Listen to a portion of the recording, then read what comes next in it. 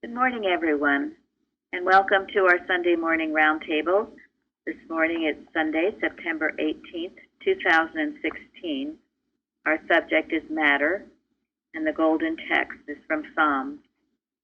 Hope thou in God, for I shall yet praise him, who is the health of my countenance and my God. Well, we had a wonderful Bible study yesterday, as usual. If any of you missed it, you should listen. And so I believe our Bible was well discussed, and I think we will go straight to science and health, unless anyone would like to say anything. Bruce mentioned something after the class. I said, we've read this story about Moses at the burning bush many times. And then I decided to look and see about how far through the Bible was it during this episode. And it was all of chapter 3 in Exodus and into chapter 4 up to verse number 17. So this little talk with God at the burning bush was quite an extended one. On and on. There was a lot said at that. Thank you. Yeah, I thought that was interesting. You know, it wasn't just some quick little deal there. It went on for a while. So, also, I would just like to mention that, yesterday I said how many of us have been in Plainfield 35 or 40 years, but it's very important that you know that we all came here when we were in kindergarten.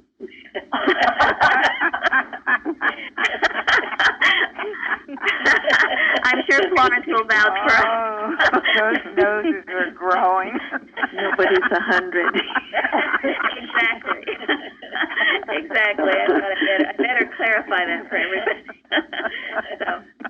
I was really impressed when even Mary Baker Radiator herself says, of herself, I remain a humble disciple of the feet of Christ, waiting for the light of Christ to come in. So all that she said and did and accomplished and whatever, still she remained a humble disciple, waiting for the light of Christ. Yes. Quite an example for all of us. Yes, and we know, she was in her 80s when she started the Christian Science Monitor. She had a lot of work to do, as did Moses, and this work is continuous. And when you're knowing that, God keeps you here and in good running order in order to do it. It's a great blessing to have this wonderful work to do. The main thing is to stay humble and obedient to him. So, go ahead. Could I just add something? It came in the research in the Bible study.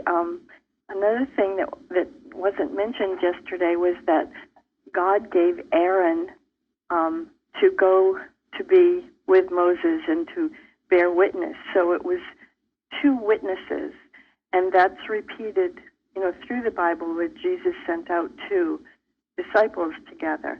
And I was just being so grateful for all the witnesses in this church. And Jesus said, when 2 or 3 are gathered in my name, there am I in the presence. And I'm just so grateful for everyone that is testifying to the truth and being a witness in this church. Thank you, Dale. That's beautiful. It really is beautiful. Thank you. It's wonderful to hear all of you speak on various things because you have a fresh outlook, and it all combines to make a beautiful chorus, so to speak. Well, and just your comment about that, I think it gives us pause and reason to be so grateful to Jesus, who at times didn't have support, and also to Mrs. Eddy. There were times when she didn't have support around her. She was the lone witness for a long time. And something we can be very, very grateful for. It is wonderful. We do have each other, and we consider ourselves both a family and an army, and it's great to have each other's back. think it's also important on the point of Aaron that when God is given an idea or God asking you to do something, not to just stand and reason how and when and what all that, because He always already has in place what is to aid the idea on for its unfoldment, and it showed in Moses' case, and it showed in all of our lives, I should say. Thank you. Thank Yes. you, Florence. Very exactly. So who would read for me citation 1 in Science and Health? I will. Thank you. I would love that. All is infinite mind and its infinite manifestation, for God is all in all. Spirit is immortal truth. Matter is mortal error. Spirit is the real and eternal. Matter is the unreal and temporal. Thank you. What does that mean to you all? You know, I memorized this as in the Christian Science Sunday School, probably when I was in kindergarten, maybe a little older. Anyway, but it didn't mean much to me for a long time. So,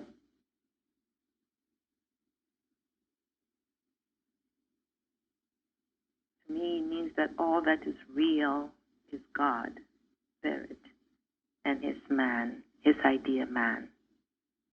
yes, And I like to think of it as love, joy, and peace, life and truth are real and eternal. Idolatry and things that decay are unreal and temporal. good. Get practical. It helped me to think that everything that I believed was real was not real. That was my starting point. Okay.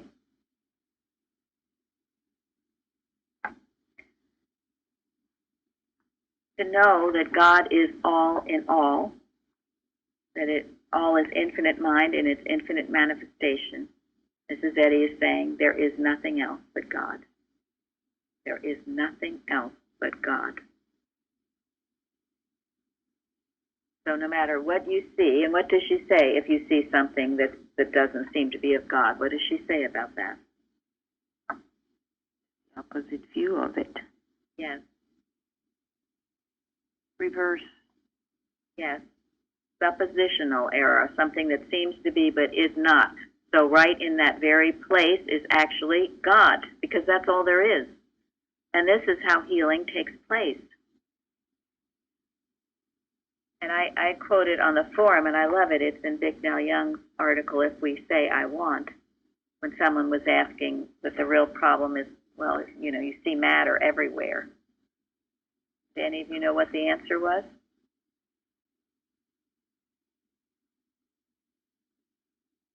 All you see is spirit. You can't see anything else. Yes. My dear, you cannot see anything but spirit. It would be impossible if you tried. Thank you, Dale. That should be our standpoint. Instead of thinking, oh my gosh, all this matter stuff. And Linda, what were you telling me about that? Do you remember? No, I was trying to remember. I do remember talking about it. Yes. Well, that you get taught that matter is nothing, or somehow Right. we get this impression. Yeah. Okay, go ahead. The whole concept that we're trying to get rid of everything around us. And food is a big thing, and in that you almost were guilty to appreciate or enjoy anything around you, and that you just kind of abhor your own body and things, and there's no soul in that, and no joy, and you, as you said, though, you know, as long as it doesn't take you from God. But I'm learning a new appreciation for food and cooking, and for my body, appreciate it correctly instead of trying to get rid of it or make it go away, I guess. Thank you. Because I had that false concept too. We were both saying, I'm not sure where we got it from. but many do. That's like annihilation. Yeah, there is a perverted sense of the statement, matter is mortal error. What is the right sense of that statement, of that fact, matter is mortal error? It appears as matter, if seen correctly, is really God expressing himself.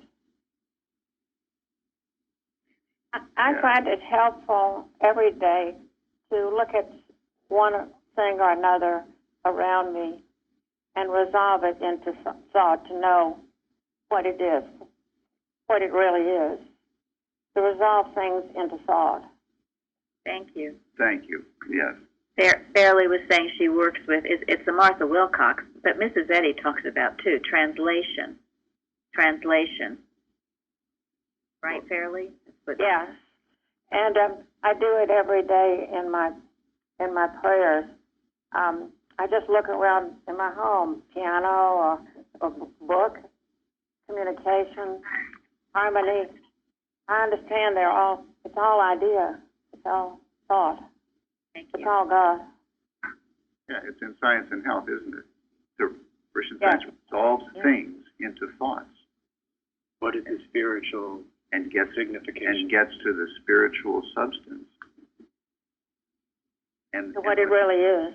when we do that, everything we see around us has a spiritual meaning, is a spiritual idea, is a reflection of the one God.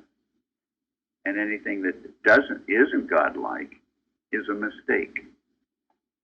And what that means is that you can't trust what your eyes see materially. You can't trust what your hands touch materially. What is it? What is it that gets us to the true spiritual idea behind everything that exists?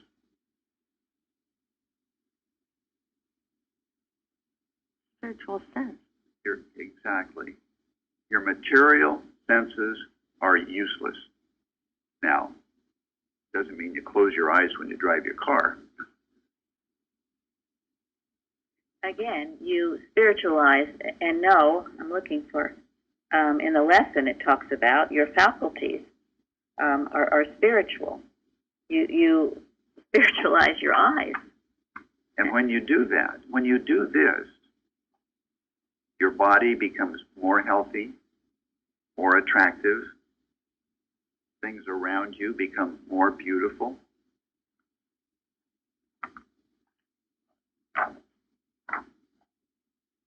Yeah, it's in the third citation. The indestructible faculties of spirit exist without the conditions of matter, and also without the false beliefs of a so-called material existence. So, So when it says matter is mortal error, one of the things that means is that to see something as having matter as its substance is the wrong way to look at something. and that's the error.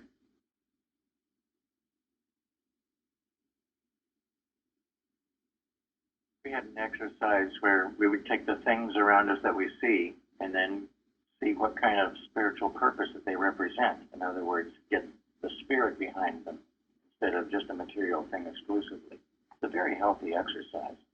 You can see, once you get into something like that, you can see God everywhere, and he certainly is there anyway. And that is what this statement means. He's everywhere. You couldn't get away from it if you tried. Yeah, and I know of a testimony where somebody had a blender and he cracked it, and so he affirmed that the idea behind it is eternal. The one who came up with the idea, those ideas are eternal. There's usefulness in it. So he said that can't die. That can't be cracked. And he said the next day when he went back, the crack was sealed. And he said he's had these experiences, not all the time, but he said in a majority of cases he's experienced things like that. So that's another proof that the material really is nothing. It's the spiritual idea behind it that is everything. Thank you. Yes. Yes. I think it was so helpful for me to translate the idea of home, and I was working with what is home. It's warmth, safety, comfort, and those ideas really did help me in looking at home differently, completely differently. Very important. Yes. What about your car, if you have one? The idea of transportation. Yes. Reliability. Yes. If you really want a car bad, it's not a good thing. But if you want the spiritual idea behind a car, transportation, it will appear. Will appear and have it. You do. You have it already, and Right. it will appear in whatever form is needed. That's great. That was good. Yeah, if you want to be wherever God wants you to be, to do His work, He will provide you with whatever you need to get there. With a car, or a bicycle, or a good pair of shoes to walk in. Yeah. And they will last, as it says in Exodus, they will not wax old. I mean, Lillian had her car for what? 15 years. Yeah. And Bruce has his truck for what? Well, we're into the 14th year now with it. And what about that truck? I love it. He loves it. He loves it. He takes care of it, and he loves it. And it keeps just chugging along. And it's been a great blessing for a lot of people. It has. He's blessed a lot of people with that truck. If you ever need something moved, Bruce is the first one there. Another thing, we can actually try and talk about our own body too. It says in the Bible, Paul says, glorify God in your body and in your spirit, which are God's. You think you have a body and it's your own private personal possession? It's not. It belongs to God. It's been given to us by Him to use. It's our responsibility to use it in His service, to take care of it, use it appropriately. Absolutely. That's why this disregard for your body, or just eating anything, all kinds of what's considered junk food. And that Or is, ignoring it and not taking proper care of it. Christian Science stands for common sense, and we're going to get into more of that soon. But, yes. So everybody should take a shower and brush their teeth. Take a walk, get some exercise, and eat some good food, not junk food. If you want to handle all the beliefs, if you have to, if you can't eat anything but junk food, and if you can't exercise or whatever, just as the 3 Hebrew boys, when they were standing for principle, they lived on what? Pulp or something, right? Pulp. Right. Pulp. Anyway, and they were fatter and fairer than those who were eating all this other things. If you have to, God will take care of you. But to do it just in a slovenly way or a careless way or because you don't care about yourself is wrong. Bruce said, we own nothing. We need to take care of it. And that's why he knows he doesn't own his truck. It belongs to God. He's grateful for it, and he keeps it in perfect running order, and it has served him well. It is not waxed old. Using it unselfishly, I think. Using it unselfishly. Right. We've learned mechanism is not material, it is mental, and that keeps it in good running order. Yes, that's Mrs. Eddy. Mechanism isn't material, it's mental. That comment about using it unselfishly, is key, because let me ask you this. Does anybody ever have anything that they should not use unselfishly? Well, maybe your toothbrush. Well, even that, the effect is so your smile is pretty. That's true. and know that you smell good. Exactly. Exactly. Think about it. Do you have anything that you use selfishly and justify?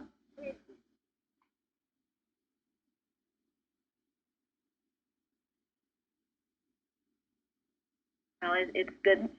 It's worth thinking about. Yes, and that's true of your home too. You know that if you have a home, it's to bless others. Everything is for blessing you. Let it bless others as well. You'll find that helps in many ways. Certainly in its longevity, because you're using it for God's purpose. Well, and this is part of having being single-minded.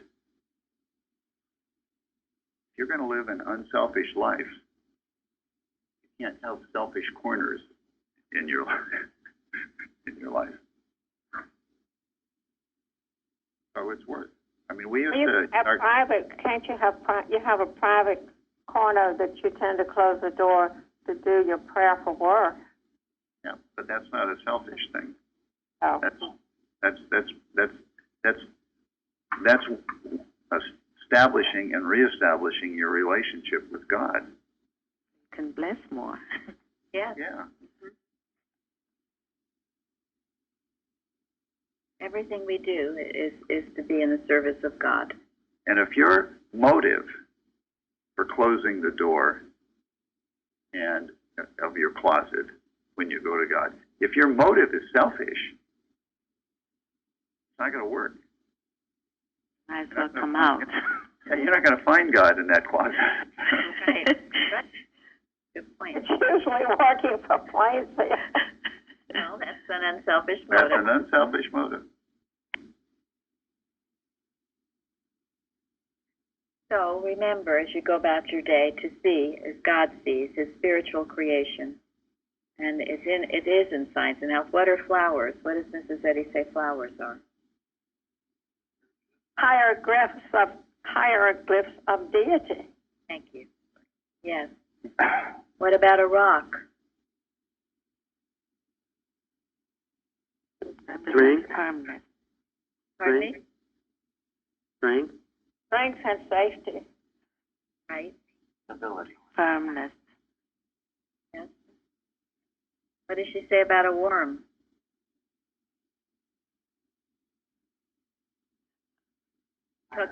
Thank you. The tireless worm. True. And she said of herself, she even loved the blade of grass under her foot. Do you? I don't know if Suzanne's on today. Well, anyway, Suzanne was talking recently about how much she just loved all the beauty that she would see. If you love even the little bugs and everything, they're not going to harm you. And Eustace says we should love germs. Everything's a creation of God. It is mortal mind that says that these things cause problems.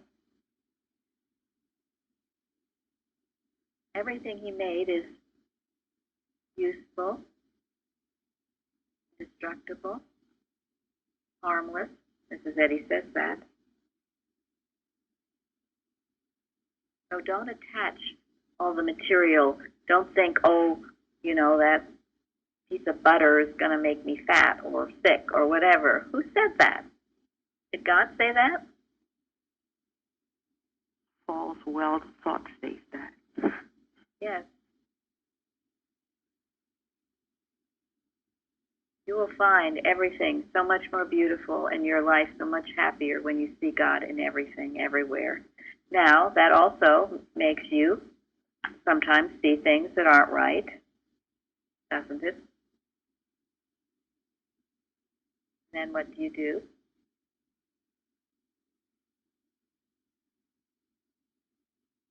Is that when you have to translate back to the truth? And if need be, And you rebuke it. you correct it. Yes. Okay. You correct it in your thought, and you do have to rebuke it in your thought or verbally. I read a story. Vignal Young was saying he was giving a lecture in London, and an extremely heavy fog came He said you could barely see, a couple feet in front of you. And when he went into the church or the lecture hall, wherever it was, he said the fox seemed to be there too. And he said it was, he could hardly see the people in the first row. And as he was giving his lecture, and Bignell Young was quite the metaphysician, he became almost disoriented. He was repeating himself, stumbling.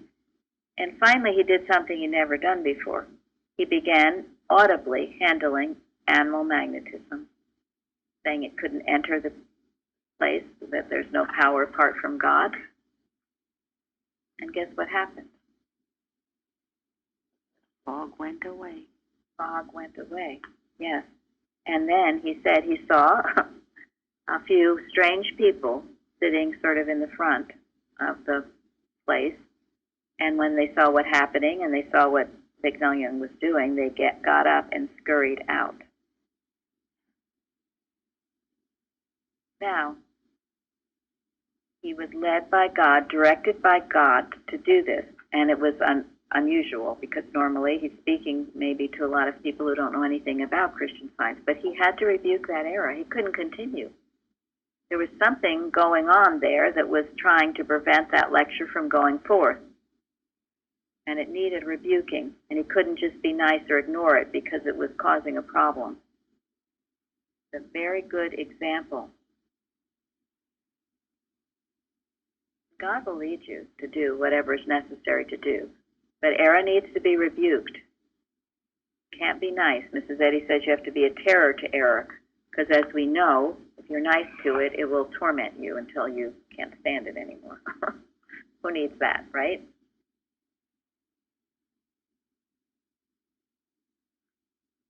Anyone else? Okay, who would like to read number 2?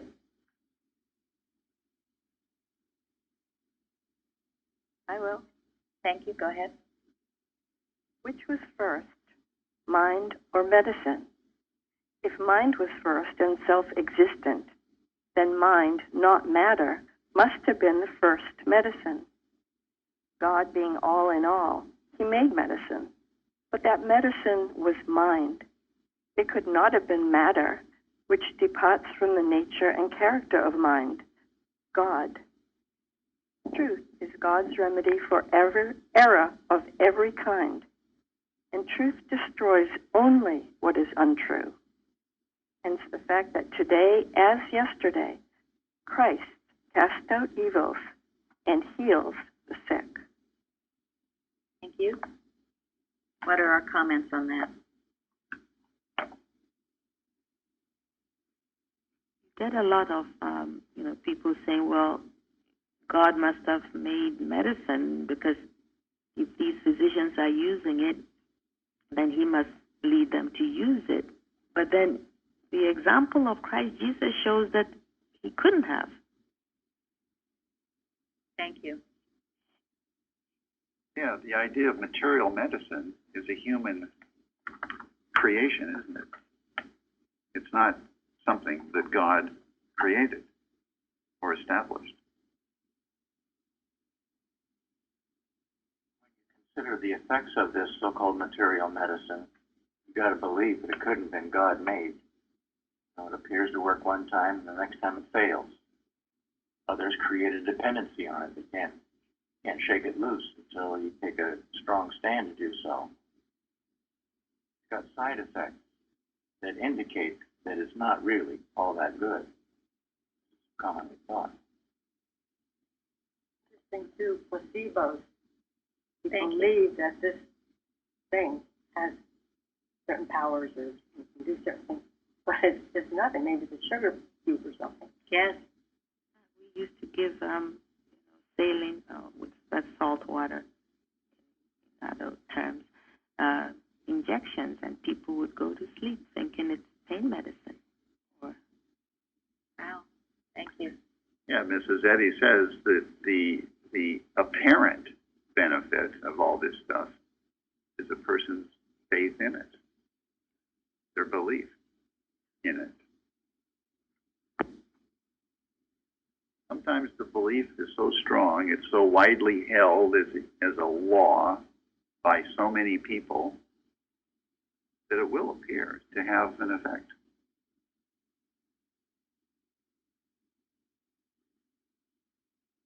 So in science, we know that it is mind, that God is a great physician and healer. And if at all possible, we avoid medical, if at all possible. In Science and Health, Mrs. Eddy says that matter can make no conditions for man. And is he well if the senses say he is sick? Yes, he is well in science, in which health is normal and disease is abnormal. And health is not a condition of matter, but of mind. And only mind can testify to or exhibit the real status of man. So remember that. Your health is in mind. It's not in your body. It is in mind. And where is your mind? Where are your thoughts? God. They come from God. The correct ones come from God. Yes. Yeah. So lift your thought and lift your vision and don't get mesmerized into the other. Now, I prayed a lot about this, but I'm going to get into something else today, too, here. Of course, Materia Medica has become huge. It's a multi-billion-dollar business. I think some of this perhaps is to the failing of scientists to live up to what real science is. But whatever, here we are. And it always, in your prayers, it needs to be handled in your individual watches to know that it is powerless and God is the only power. Many years ago, Gary and I lived in California, and I became with child, so to speak, and we went to a little church out there. It was a cute little church, and it was a good little church, and there were some practitioners there and in the area. And so I looked for one to help me with my maternity case. And the ones that I contacted said they couldn't help me because, all the baby cases they knew ended up going into the medical. And they were sweet women, sweet people. So anyway, I was from Plainfield, and Gary was from the West Coast. We thought we would settle on the West Coast. But anyway, I called Mrs. Evans, who took my baby case. She'd had a lot of baby cases. And even though we were 3,000 miles away, it was, a very wonderful experience. That's when I really started to get into my science for the first time. I spent, I don't know how many days in the reading room studying and praying. Went out there in Palo Alto. Anyway, and the whole experience was wonderful. Okay, so then when it was just, we were deciding on where we wanted to live, it seemed very important that we come to Plainfield and be part of this church and what was going on. And little did we know what was going to happen. Ended up with the law case, being sued. And at that time, I became with child again. And I guess because I'd had such a wonderful experience the first time, and now I was here, and Mrs. Evans was helping me, and I was using the baby doctor that everybody else had used. I thought things would be wonderful. Well, it turned out that it wasn't, and I ended up having a cesarean. And at the time, because I'd been a Christian Scientist, I thought it was the end of the world. I just thought it was over for me. I thought I'd be kicked out of the church. I thought, how could I be such a failure? How could this be happening? The other one had been so great. What went wrong? And, of course, there was no condemnation from anyone, certainly not from my practitioner or anyone in the church. But I condemned myself severely. And I'm saying this because my heart goes out many times to Christian Scientists who have, for some reason or another, had to resort to something medical. There is no reason on earth to condemn yourself for such a thing. It is totally anti-Christ. It took me a while to get over this. and I did, but I'm sharing it with you because I had a great, healthy little baby. Why was I doing this to myself? It was all of this stuff that I thought that Christian Scientists were just not to do this. And if you did, you were a failure. So, I'm going to read a few things again from Bicknell Young. And this is his 1936 college, 1936 primary class.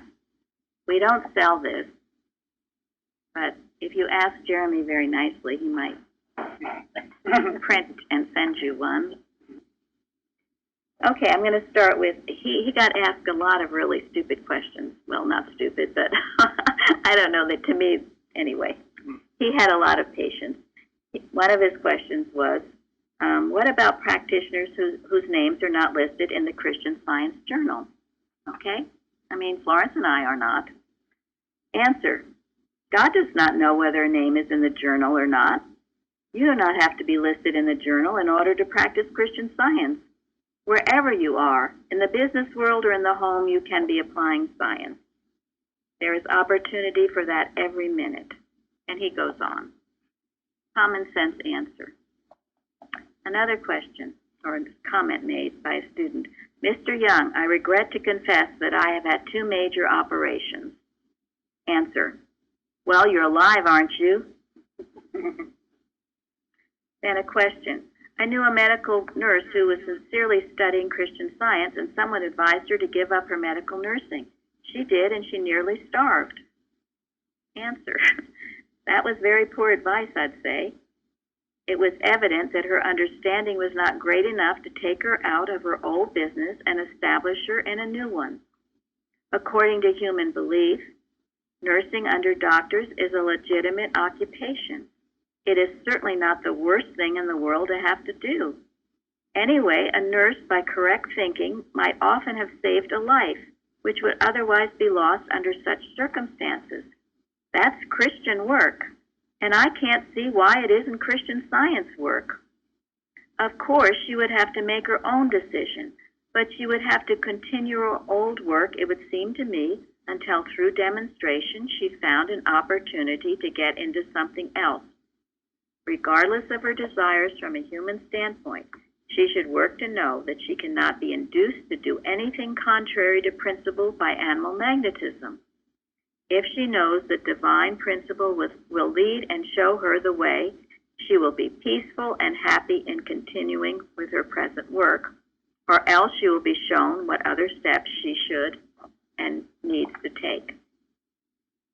Christian Science is common sense. It's not dogmatic.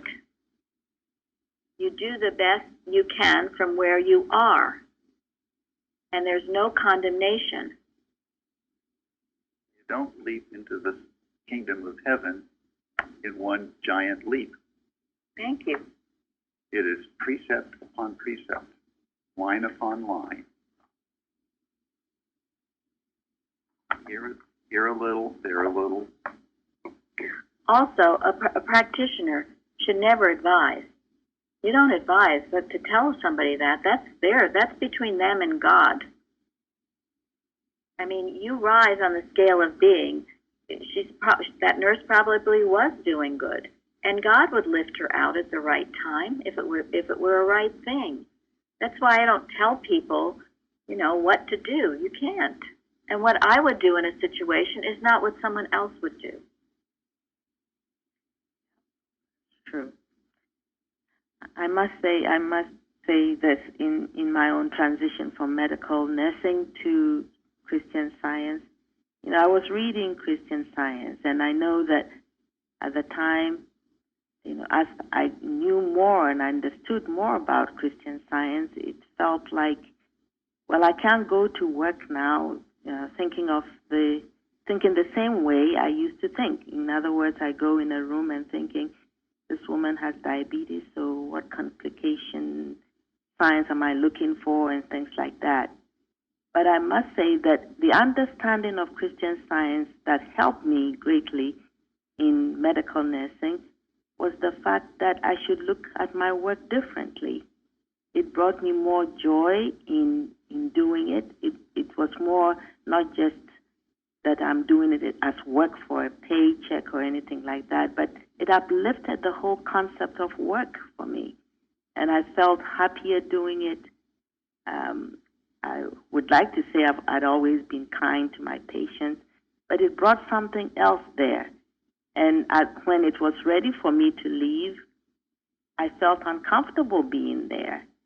And the way came for me to move on to something else that God had planned. So, thank you. I was hoping you would speak to this. Yes. That's how it should be. And that's a demonstration. But to willfully say, oh, you can't do this anymore, or that it's totally wrong, that's will. You let God lead you step by step, and He will. He will. The Christ goes before you to prepare the way. Mrs. Eddy even wrote somewhere, I'm not sure where it is, every doctor should be a Christian Scientist. I wrote that down, and it is on page 198 of Science and Health. And what she meant by that was what? She explains it.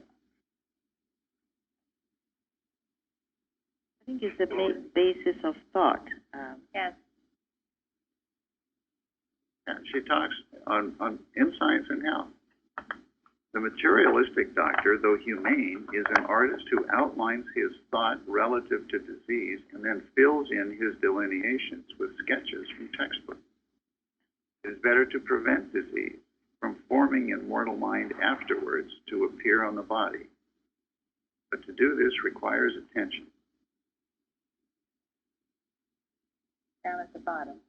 A patient's belief is more or less molded and formed by his doctor's belief in the case. Thoughts in his patients commingle, and the stronger thought rules the weaker.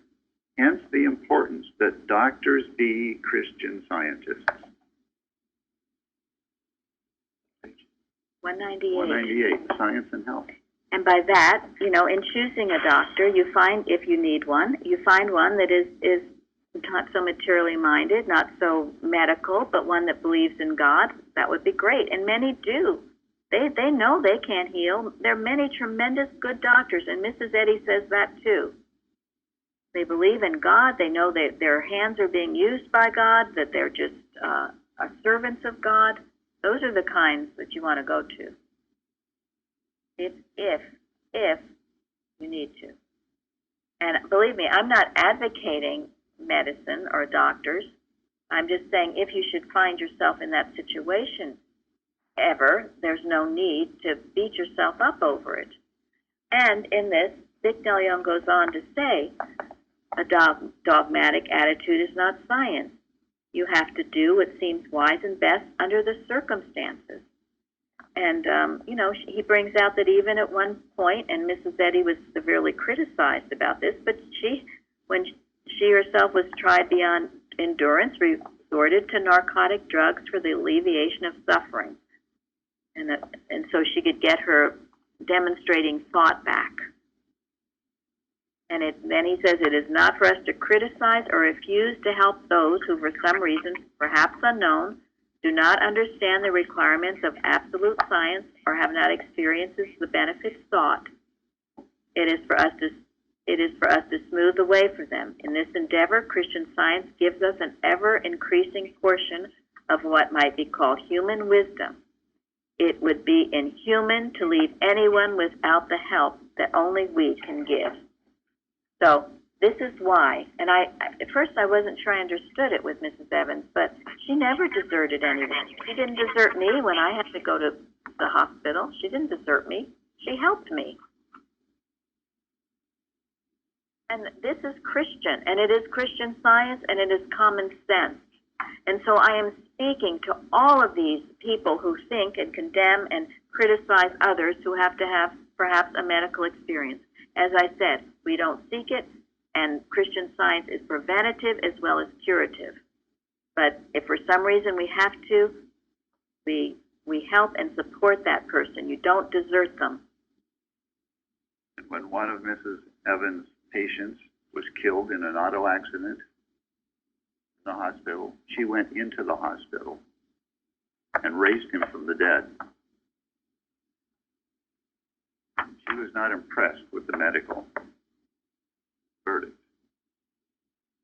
Yes, and when you go in there, whether you go in as a friend, as a practitioner, as a patient, you go in with the authority of Christ. You express that Christ. You know you are the metaphysician. I mean, when people do this, even if they are having a medical situation, they bounce right back out. They're healed fast, and everybody they come in contact with are like angels from heaven. You don't go in, oh, this is awful and dreadful, and I hate Christian Science, or I hate hospitals, and I hate doctors. What kind of thinking is that? Says Ms. Bicknell Young says, do not condemn hospitals. They spring not from a human sense, but have some connection with that which we call love. Mrs. Evans used to tell us to call it hospitality. But go in with it with dominion, not with anything but. I think the thought too that, you know, God is supreme needs to go along with all this, because Eustace talks about concessions, you know, where you can sometimes, you know, take a little bit of this and a little bit of that, and if you're believing in it, then it could be leading you astray. So when one has the thought that God is so supreme, He is the great physician, the only physician, then I think it's helpful in staying your course in Christian Science. Thank you. Yes. And staying the course is what we advocate. He also says in treating a child, if you don't get results right away, then you should suggest they see a physician. And that's another thing that Mrs. Evans taught, and we'd never read this before. Because then, you know, all these malpractice cases against scientists, you would be at fault as a practitioner if the results aren't coming quickly and forthcoming, you're not getting the results, and you insist, no, you don't go to a doctor, it's terrible, don't go there, and then, God forbid, something happens, then you are at fault. Where's your humility? If it's not working, do something, especially with a child. Sometimes with adults, I mean, they'll refuse to go, and they can do that. As far as I know, they have that right.